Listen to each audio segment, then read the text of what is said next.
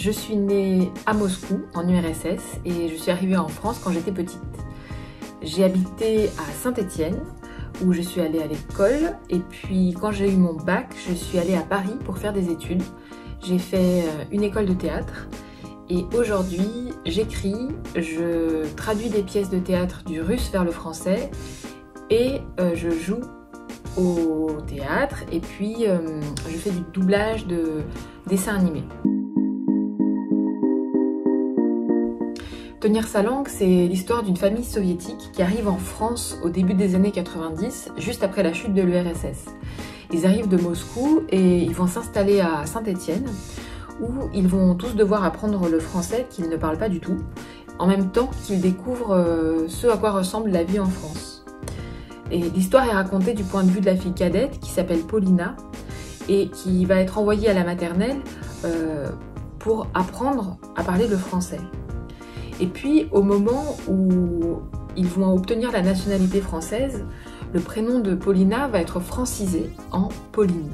Et à partir de là, il va y avoir comme une sorte de dédoublement entre Paulina en Russie et Pauline en France, entre le français et le russe, entre la France et la Russie, et elle va se retrouver comme écartelée entre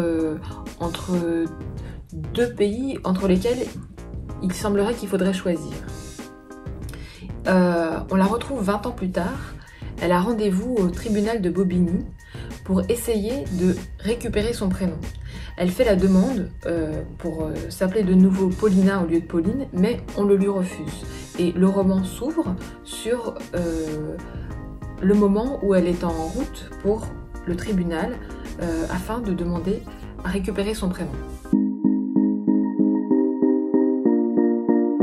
La possibilité de rencontrer des jeunes gens, des lycéens, et d'échanger avec eux sur ce qu'ils ont lu, ce qu'ils pensent du livre, ce que ça leur inspire, et c'est surtout l'occasion d'échanger avec eux.